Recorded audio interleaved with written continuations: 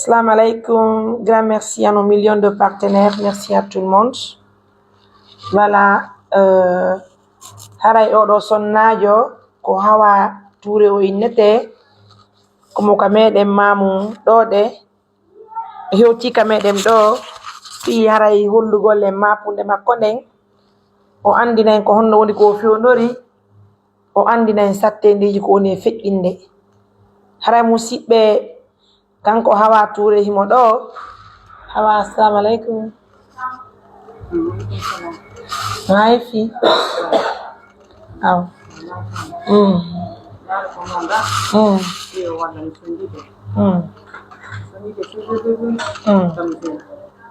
ando ko dan ko dewgal am do ngara ko dende ko ma foko jere ay yeso am modi am pinda fi ngam ko ngam ko bobo pa bu dini ma tin jenti mo ko jere na nyonya mi ko jere ni rebi ko jere ni rebi ko jere ha bobo be janda anda ko moni gani lamar mi ferane ko fale mi sedu lamar mi fudu ko to mi yatan lamar mi nena mai baba mai mi mara ferawon be walla fi Allah be walla be wa hore maji be wadi fi Allah be fay ko be ya ko suudu ko be do mi yorani be tat be ko suudu o yana kona kare be wadi wonjelo marta amari laabi jidi siwtu da quoi ko sayu makko ni onon mi be ko o do ko be do Allah be walla so dike fene non o piwma ɗum ɗo noon kombo haalno ɗum ɗo mami yo dimo bindi min mara ko paako min ande mara sanfa yo walla o yati wa o sodat paako wonni o mi ko min battaru do min e sata ala ko hala la ko téléphone ko téléphone ko min do ko téléphone mi jeki téléphone yam joni do mo téléphone o wala téléphone yala téléphone ba téléphone am fere mi akiko ande wala na adresse joga ka adresse o me woni no de 19 ba mi yayi eta mo jode mo salu gale mi mo na to min lo ro min on min pa ko wala o di woni apa ko mi ade ko premier sa se didi semmi min du ha dal bobo min de piweta de bobo nyama on yo to pa ko joni min won wata pa ko sa on wata pa bo be marayi di ala ko yendo o so ki to tu galmo o jak naata ko sunma ko addi timi fa joni lankade bawo jolle on dimilo jetti min joni wor min sidiki woni na min yayi sora lampa ko sasa di min so kat min tawda sora kat min bimin sora dibi de mi ko lutata sora dum sasa birawo tumbar yama se bobo wulli yarna ko dum kasa on ne bi no aral woni on to sidiki woni min sidiki ala ngam min sidiki ko papa woni sidiki nebi de min sidiki nebi ha warkade warta tala ko samura yati ada ba sidiki ada min mi yati min daba sidiki ada ko sidiki samarte woni he mi yati ay pare mo attaki mi yati mi fotor mo arte min sidiki min le biya da so wala pa farali woni mi ay hankimbe mi wal papa woni ko kimbe ko semmi min sita ko semmi asoda no ara parce bobo no ulude min de piande weti bobo nyama mi mara sanfra sora papa parce la mal mi sora la bi goto ɗum so laabi nayi 35 ko tuma fo ɗum ko tuma fo noon nande o fotiti si noddi singa biran konakiri ɓen neddala ko tuma fo de nodde ɓimɓe ma neddala wala mi ñamita bobo an ɗum no yersinimane kadi mi ronki kof simen seeɗe ɓe walla ela mi waɗa fi Allah asimi timo fala yo yiya so yi ko wande komi fala kadi min seeɗi nakata so yi keno inne men seeɗi par ce que waɗatala fus a yiyatala watta fade keso wata ta dorke keso dal bando fo yayi hay ko nyamata na ko wuli ko awatire ko no falla me walla yo ko fala yo be walla mi yeya mi ba hore makiti mi yeya ko no wata yeede me ya donka ida ba ko dum woti yeyi o sakki gol wata na fore tafu gol parce que min mi sakki la mari ko be nyama si be nawni min mi nabe ko lattani si mara dum non aɗo sila yeede nda kasa meba ton seeɗa dole nos excuse en o wata pular moƴƴa ko maninka o yewtata ko ñooni ɓay mi nanta maninka min yo demorɗo ka pula explique malinki vas-y non in ɗon na limma deme alaki annabi a limma deme mi mana ko soro par ce que de limbulo den mo woron fila limbulo nden folo ko nakiro bara mari ni den mo woro le yan sila ni fila sidi ma fila wo limbulo ken muso ninde ke folo sini ando tinya sidiki doli woli luma alimma de me ala ina barasa am fa barasa fonna don so wole ko na ke wole mademe na wati be ya folo ma ko so gero amakara geminala iba makara geminala wole ko roka fisa ayati ala alimma de me natinna fatinna bisigina lendi fo mo bere wole mademe na nke barantoro maratoro ma kenyalo alimma de wala ke ala ya alimma de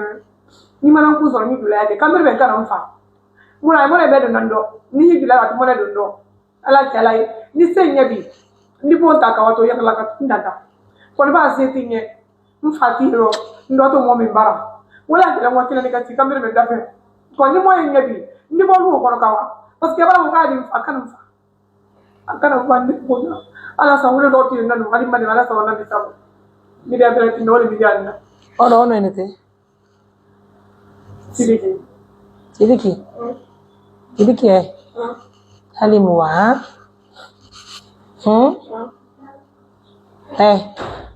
sabari ha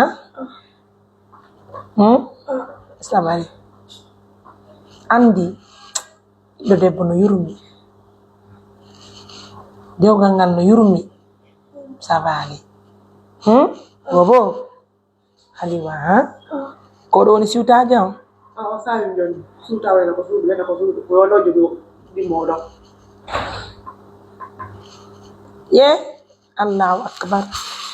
yo Allah change musibbe wonbe sivude assistance humanitaire d'urgence nokku kala ka wonti don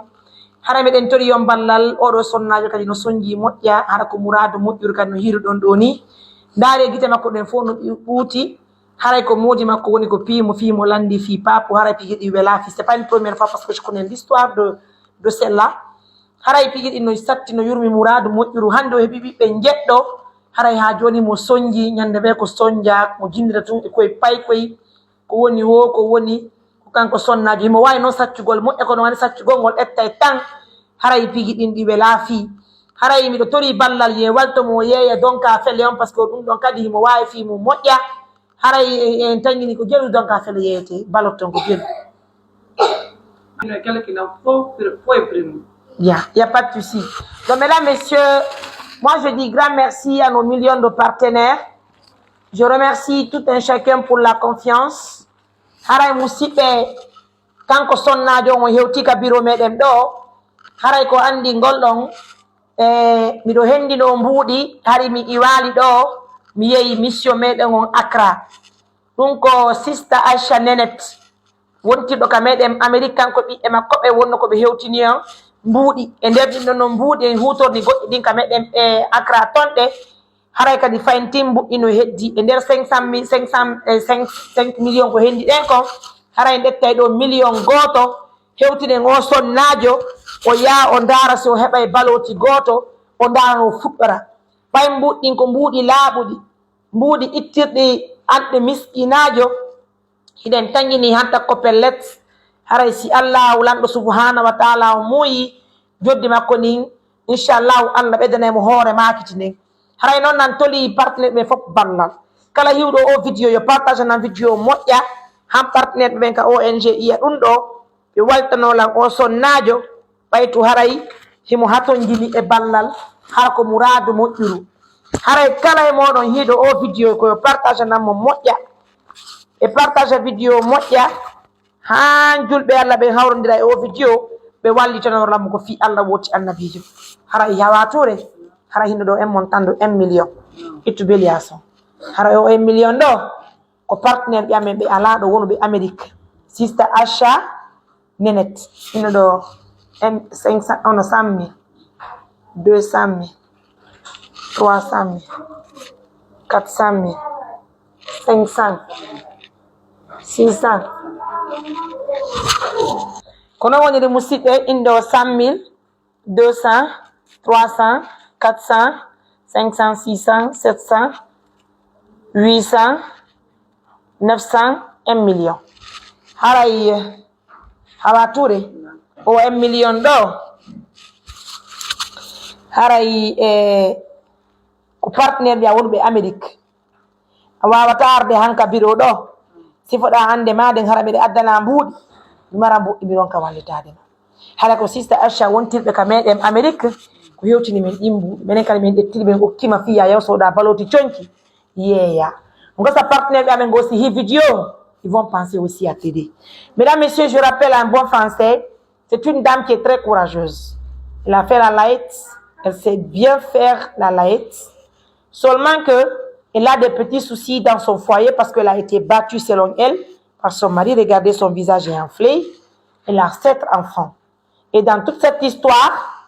c'est parce qu'elle n'a pas aujourd'hui un moyen de se prendre elle-même en charge. Elle n'est pas une femme indépendante. Elle ne travaille pas, elle ne fait pas le commerce, elle ne fait rien. Elle dépend tout simplement de son mari. Maintenant, avec ses enfants, elle ne fait que marcher pour demander de l'aide. Elle est passée au bureau de l'ONG Assistance Humanitaire d'Urgence pour demander encore une fois de l'aide.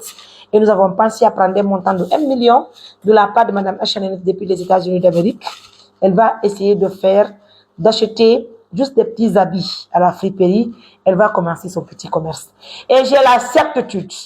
avec l'appui de nos partenaires, cette dame va s'en sortir, Inch'Allah. Parce que nos partenaires, c'est des partenaires de confiance qui assistent les personnes dans de très bonnes conditions et qui effacent les larmes des uns et des autres. Notamment les femmes courageuses qui vivent difficilement dans les différentes relations, notamment dans nos différents foyers. Donc, à Touré, Dieu nous acquitté.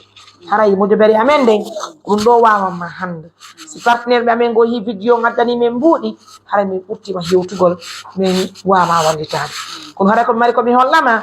dewgal ko muñal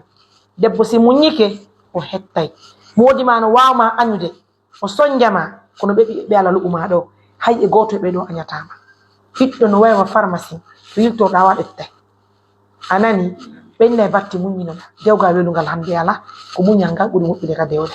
muñinoɗa fi Allah woti annabijo hara miɗo wano ɗettugol ɗiɗon mbuuɗi mi jonnaɗa hara mi filmalam ƴetta min jonnama kono mbuɗɗin ko partenaire ɓe woni ko addiɗi ko mami waɗa seedeji ɗi wondema mbuɗɗin hewti mi holla kadi woɓɓe goo fijoɓe jembu ɓeɗo ɓe wallitorama fi Allah woti annabijo kono a ɓurta e muññade debbo siɗo faala ɓuttinde ka dewgal o wakkilanto hoore makko o yeeya bisarde jinji o yaha luumo o ara o neeɓa ɓiɓɓe makko ɓe anande ko moma explicande kon donc les partenaires vont t'aider si woni joni a naɓa ɗum ɗo ka makiti ka luumoyi seɗa faala yeeya mas ɓe wallima heeɓi hoore makiti kadi a yeeyi bisaɓe jiñan a haylinay ɓurna dankoɗa ɓiɓɓe ma ɓe ñande goɗo wani hara feƴƴi muñal ko ñande rimata prends courage la vie c'est comme ça la femme doit prendre le courage la femme doit travailler la femme doit se battre. La femme doit se lever intellectuellement pour faire vraiment sa vie parfaitement. Debbo no duwa ñamugol mbuuɗi ɗon woodi mo gonga kono sa woni indépendante a soññoto ko hawri d'accord hunde hersinaki kala ko yiwɗa feƴƴi ka dewgal ma debbo jalata goɗɗo e dewgal